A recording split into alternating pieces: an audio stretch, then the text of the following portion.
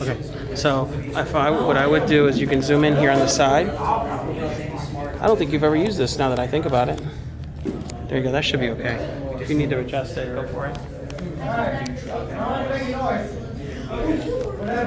Oh, you know what? Why don't you do a live stream too? Wait, hold on. I'll do a live stream. Yeah. I'm gonna set you up with a live stream and then yeah. Tell me this is good. We gotta get started. I know. Tell me this is good right here. Let me see. It's a good close up, but still. I think no, that's good. That's good. That gets everybody. Alright. Okay, let me see. Give me your phone.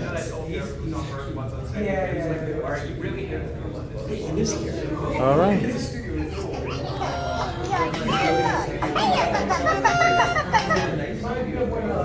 Hey, bro, you found it?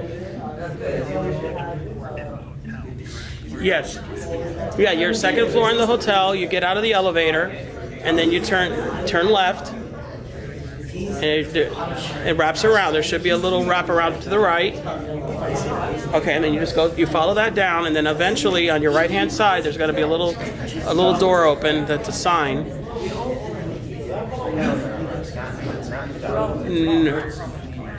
No, you shouldn't be that far from it. It should be like literally right around the corner. Yes. Yeah. Well, you'll get to the room before you. Okay. There's it. That's it. That's it. You go inside that little room, and then you let them know that you need a pass for the panel, and then if they don't have any left, they should be able to let you pay for it. If they don't let you pay for it, let me know. Give me a second. No.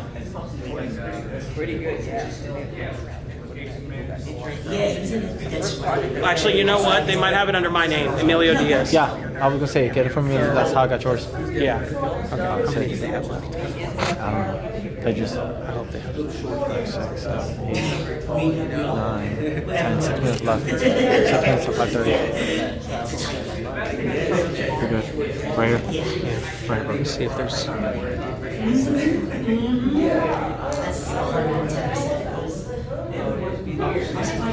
Steven's coming. Perfect. Listen, Steven. We might have to start without you. Just jump on the stage when you get here, okay? There's some people here already.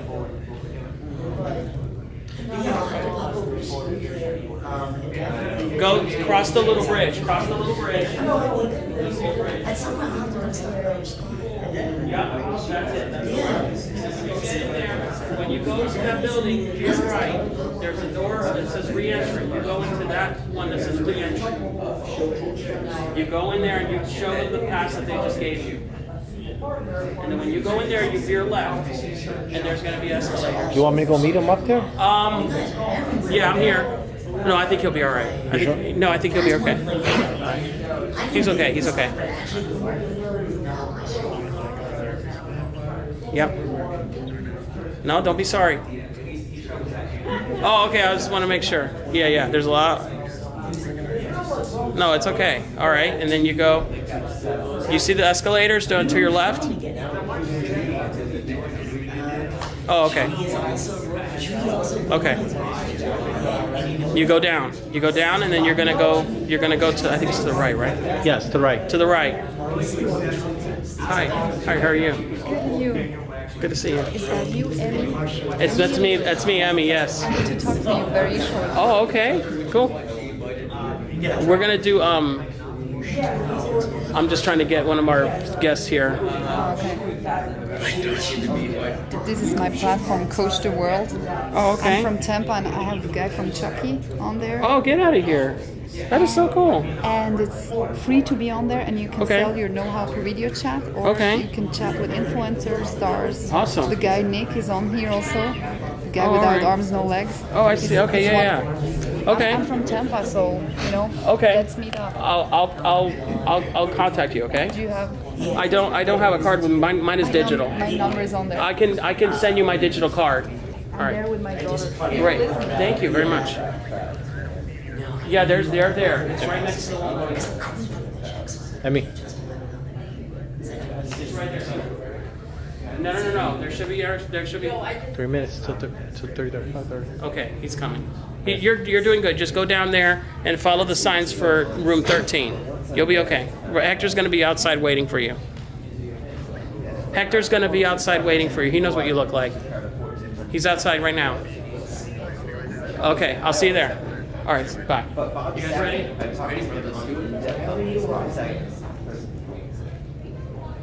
You ready, Nick? You ready, Joker? Come on up here, bro. You're gonna be with us somewhere. Be up in there next to Eddie, dude. Me and Jake can share this mic. We'll share a mic.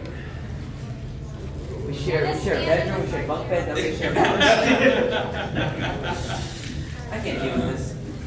Share everything with this guy. Okay. Hi, guys. Shannon, get up here. We're here at the panel. How's everybody doing? Good? Good? Yes? Thank you. Actually, more people showed up than I thought. That's great. Yeah, right? Facebook ads work. So this is the Graveyard Shift Talk Show panel for 2018. This is our 10-year anniversary of my show, and I'm really tired. I've been doing this show since, oh my gosh, the year 1998, I think. Yes, I'm old. And anyway, for those of you that don't know, we cover all kinds of topics: pop culture, anime, gaming, movies. We do celebrity interviews, hence the panel. I've interviewed a lot of people over the years. Some of them you've heard of, some of them you haven't. I've done Chris Jericho, WWE superstar. I've interviewed the guy who directed My Little Pony movie, for all you kids out there. Yay, all right. And bronies. I can't forget the bronies out there, because we love our bronies. Let me see, who else have I interviewed? My gosh, a lot of paranormal authors. Legendary Brad Steiger, Nick Redfern. But that's going way back in time. But today is going to be special, because today I've got up here with me some local filmmakers. And in fact, we're waiting for one more coming. It was a celebrity of the paranormal. Stephen Urquintal's on his way. Wait till you guys see him. And anyway, these guys, all of these guys are very special in their own way. They've been doing a lot of stuff in film, in local film. It's all about improving our community, our creative community as a whole. And Hollywood's got their own thing, but these guys are doing their own thing too. And the way I see it, it's going to be pretty serious. So I just wanted to introduce everyone real quick. I should have done this in the beginning. I'm sorry. This is Jake and Brian Jalbert of the Jalbert Brothers. I'm sure you guys have heard of Haunted Tours. I love the way you say that, Jalbert. That's how it's really pronounced. It is. Did I say that right? I hope I did. Okay. That's I'm Spanish, so hot bad is that's the way I go. And this is Michael LeCastri. He is an indie filmmaker and writer, screenwriter. Hi, Michael. How you doing? Thanks for coming. And right here is Nick Canning. And you were on the crew with Jake and Brian, right? Yes, that's right. And what did you do with them? Can you tell them? Pretty much assistant camera, assistant investigator. Overall, just being a helping hand. And also fighting the Batman on the side. Well, I love cosplay. who doesn't? I'm cosplaying as a filmmaker. That's so, I think that's his main hustle. Like he's committed. Anyway, so these guys kind of, I asked them to come by and talk to us a little bit about who they are, what is it that brought them to make haunted tours, basically. So Brian, maybe I'll start with you, and I guess when Stephen comes here, we'll talk to him. Brian and Jake, can you tell us a little bit about what got you to start haunted tours, and why did you start doing it, and why do you think it got to? Oh boy, here we go. Here he is. Trouble. There he is. Ladies, hold on to your purses. Let's go, Stephen. All right, so Trouble in the house. ladies and gentlemen, Stephen Urquintalo, paranormal celebrity extraordinaire. I'm sure you've seen him on haunted tours and many other things, and he's got his own production company, Para Horror Productions. So I was just going to ask Brian and Jake, Stephen, to talk to us about the haunted tours. So can you do that, Brian? Yeah, so first of all, how many of you guys have heard of haunted tours? We got one. So we got some people that actually heard of it. If you haven't, you got Amazon Prime? Who got Amazon Prime? All right. So make sure when you get home, type in Haunted Tours. It's a paranormal show that we created where we investigate the paranormal. And the thing about this show that's a little different, the reason why we wanted to do it is we are skeptics, me and my brother here, and we wanted to do something that kind of represented us and the paranormal field at the same time, to where we give both sides, the skeptic side and the paranormal side of people that believe, and we find out truthfully if it does exist. So we document everything, 45 minutes, full season we shot. We're getting ready to do season 2 in January. So yeah, that's basically it. It started from an idea that started as, I used to watch Unsolved Mysteries. Who watched Unsolved Mysteries, right? Yes, Robert Stack. Yeah, I love this show. Love this show.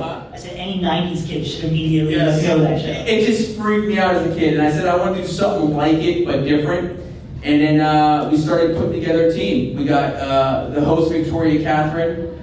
We got Stephen Urquintello as the investigator, and then we hooked up with Nick, who actually worked with us on our first feature film, House Guest Massacre, starring Alex Vincent, who you might know from the Chucky Child Play movies. So. And that was, by the way, that movie, I believe, is that also on Amazon? I know you got some stuff on other things on Amazon. Yeah, it's all on Amazon, a lot of our stuff. The free projects, so we've got House Guest Massacre. We did a movie called Apple of My Eye, starring Burt Reynolds and Amy Smart. Wow. That's on Amazon as well. We're getting ready to drop a movie called Terror Talk, which is a pretty cool horror movie that's going to be dropping on Amazon as well. And Haunted Tours, of course. And Brian, I don't know if you want to announce it or not, but is there something, a new project you guys are working on that you want to talk about? You want to talk about it? Jake, I'll let Jake talk a little bit about his project. Share your scare. Yeah, share your scare. So pretty much, has anybody ever had any paranormal or ghost encounter? Like, have you guys had any experiences? Okay, so pretty much we would bring one of you guys on the show, and you would tell us kind of what happened and what you experienced, and we would kind of break it down and kind of go into detail on different things. So it's kind of like a talk show type show. It's gonna be cool. That's awesome. Yeah. And they'll be able to, obviously there'll be some kind of, I'm assuming, social media aspect to all this, because we're all connected, right? Yeah. That's the whole big thing right now. That's awesome. It's just a thing, man. It's a thing. That's right. So, Michael, can you give us a little bit, getting down the table here, tell us a little bit about your project, The Slate Plans. So I made a feature last year called The Best Laid Plans. We shot it entirely in the Tampa, Newport Richey area. No papers, no permits, a lot of back alleys. And we have Linnea Quigley and Edwin Neal in it. If you watch a lot of horror movies in the 80s, you definitely know who they are. Ed is the hitchhiker from the original Texas Chainsaw Massacre, and Linnea was Trash in Return of the Living Dead. She's the female lead in Night of the Demon. And super, super low budget movie, like bagel budget for Marvel. Like that's how small it was. But right now we are in talks with a couple of distribution companies out in Los Angeles, and hopefully by the end of the year you'll be able to watch the movie on Awesome. That's fantastic. And here we go with Mr. Stephen Urquintello. Did I say that right? Yeah, we were just trying to make sure to pronounce them correctly, so I wanted to make sure I pronounced yours correctly. So Stephen, can you tell us a little bit about yourself? And, obviously your role with the Haunted Tours, but also I want to hear about this documentary you're doing, Conjuring Mackies, because I'm really interested in that. Yeah, so as everyone knows, like how Brian and Jake just said, I'm the investigator for Haunted Tours. A little bit about it for those who haven't seen it. I know Brian broke it down, but my role for that is I'm just a little different than the other investigators. So I do some extreme things. I put I don't know if there are kids around here. They probably see. So, like for instance, I put a gun to my head and told the spirits to pull the trigger. I kind of just push the limits on that, and I become the trigger object rather than having actors do that aspect of it. I become the trigger object, so I become the source of trying to document the paranormal. Right. And it's going to continue to get more extreme as each season continues to grow. So that's kind of my role with Haunted Tours. And then I know, like Jake was mentioning, the Share a Scare, which is going to be more or less talking about other people's experiences and then breaking them down as to how it can be paranormal, why it may or may not be paranormal, just to kind of get an education within the field of the paranormal rather than just watching a 45-minute episode of another show where they don't really explain much. They just tell you what to believe. And so that's it. That's kind of my role with Haunted Tours.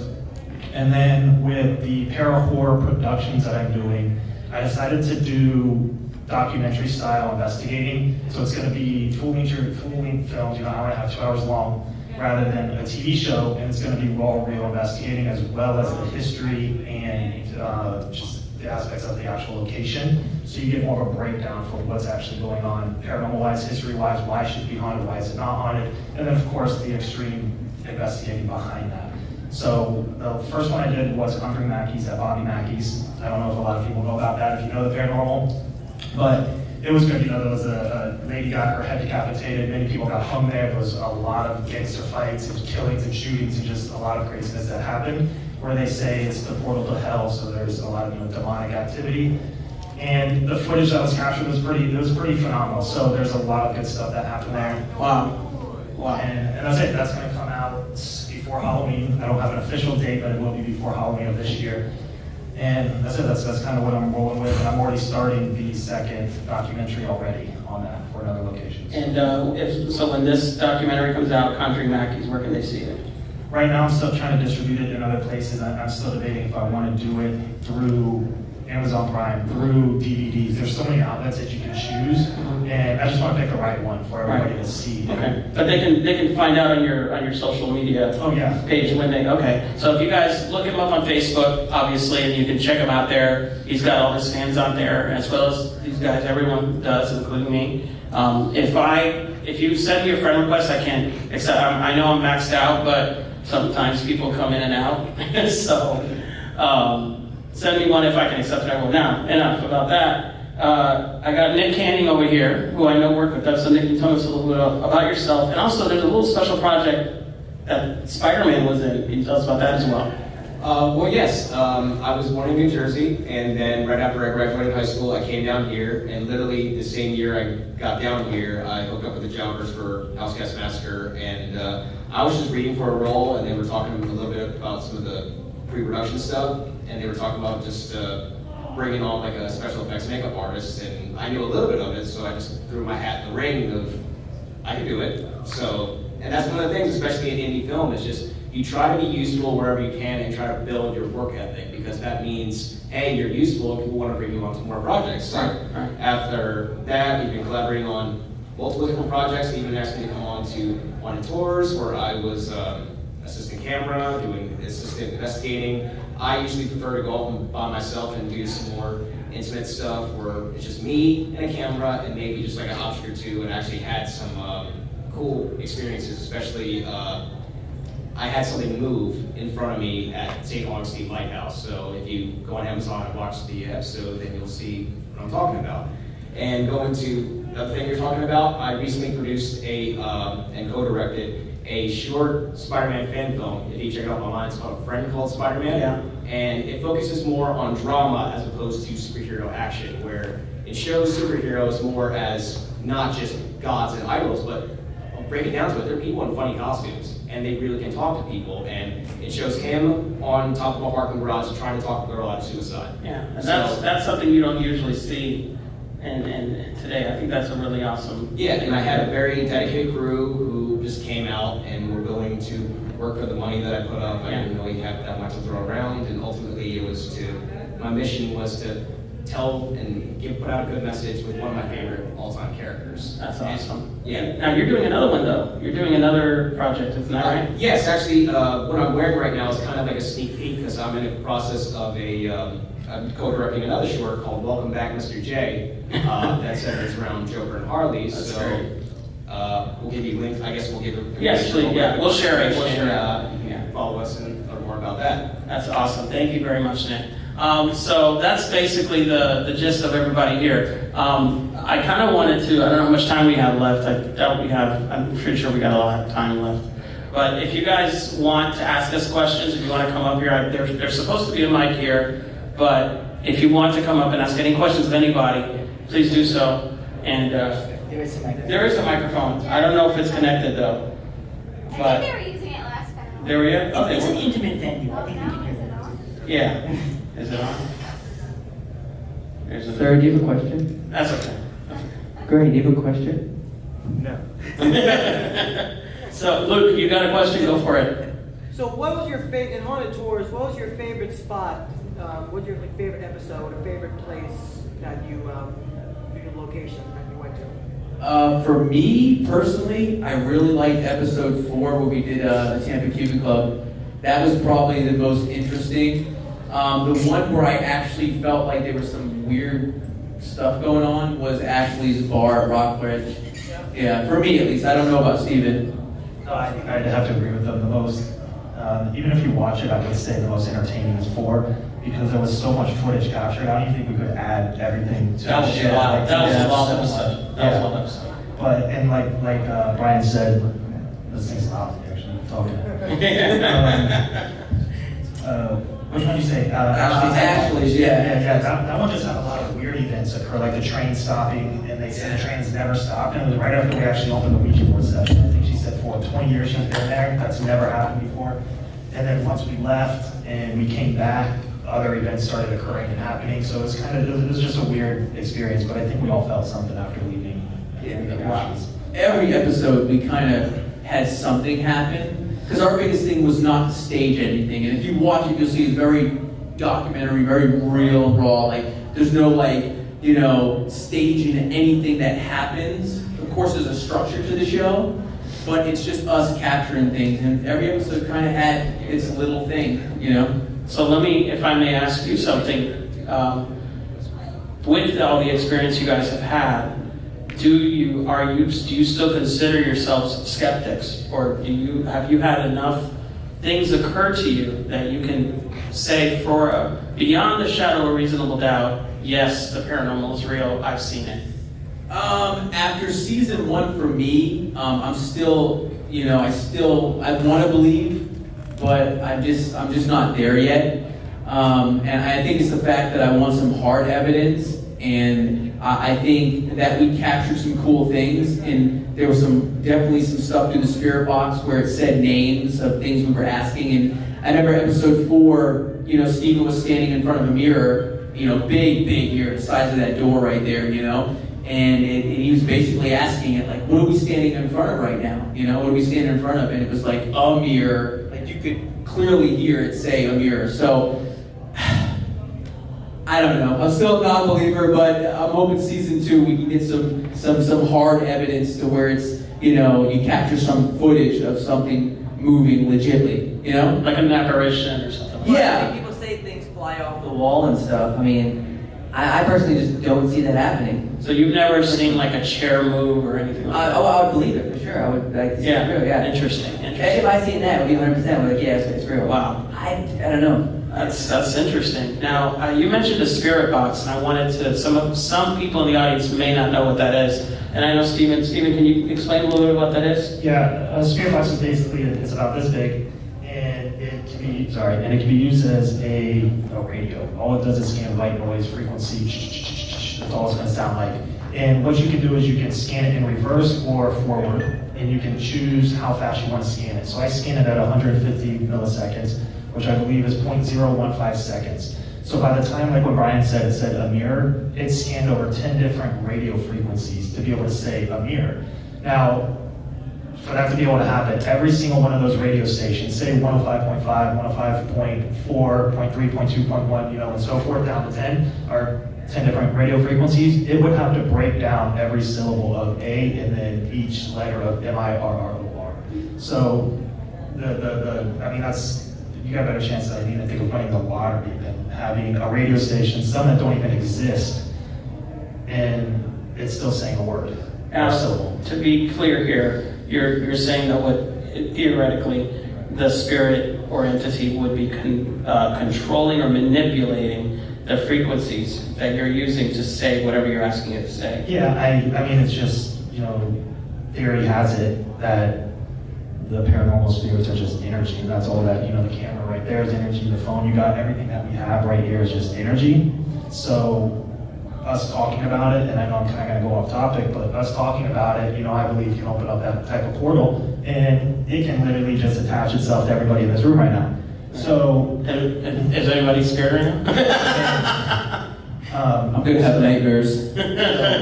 So I think, you know, I don't know. I mean, it's so unexplainable because every day I can go back to all the locations we went to. We can go do season 2 there and pick up something different every single time, which is going to change my mind on what I'm talking about right now. You know what I liked what you said, and this is episode 5. We were talking about energy, like a footprint, and you said something that really actually made some kind of sense that I thought was really cool, where you said energy, like us yelling, like if I just yelled real loud, right?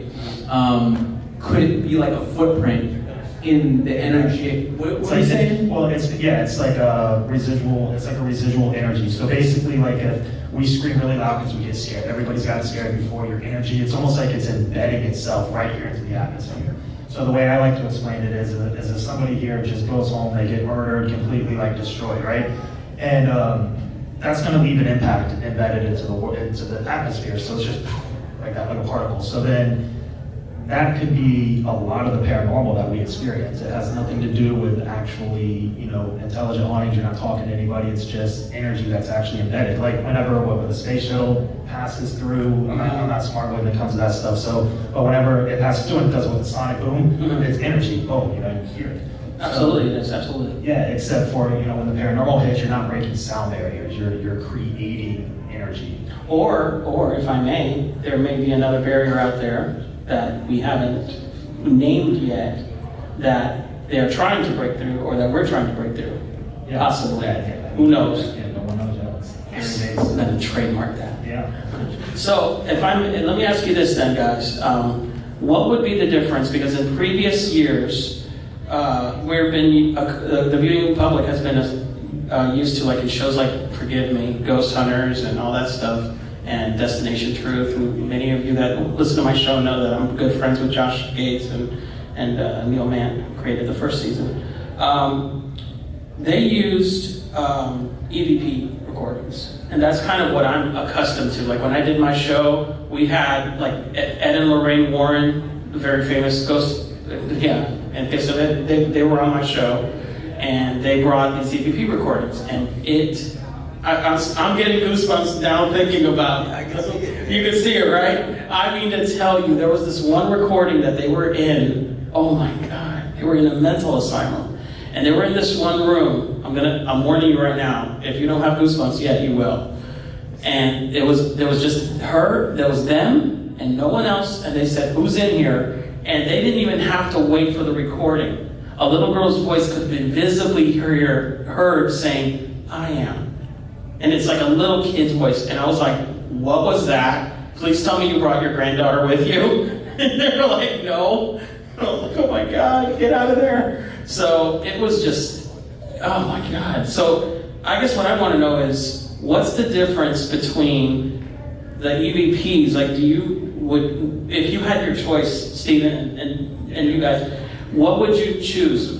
And why would you want to choose the spirit box over the EVPs? Or the Ouija board for that matter? For me, I'll say this, I don't really have a preference per se because I'm not an expert in the paranormal. I'm just a document filmmaker that wants to find out if it's really real. So Stephen would be the guy to ask because he's the expert in that field. If it was filmmaking, I could touch on that. What's cool about our show is, and I know Steven said this before, like those Hollywood shows, I mean, sometimes they take 3 days to shoot one thing. Yeah, we go in one day and shoot stuff. That's amazing. Straight documentation. And how many cameras do you have with you? We're not Hollywood, we're Jollywood. 3 cameras. Yeah, 3 cameras. We have to use that camera, that's the camera we use, and then Nick and Brian have a camera. And yeah, I mean, Hollywood can, do stuff, that kind of stuff, and one day we'll go and shoot the whole thing. Wow. And it's all, there's no like, "Oh, Steven, do that again." You know what I mean? Yeah, I don't think we have time for that. We're literally there 3 hours. 4 max compared to 48 hours. So what was the question? What would be about like why would you use, or what would you prefer? Do you use the EVPs, the spirit box, the Ouija board, and why? Or does it depend on the circumstance? I mean, a Ouija board, I don't really believe its power. I think, when I do cut myself and put blood on the Ouija board and human ashes on it in season 1,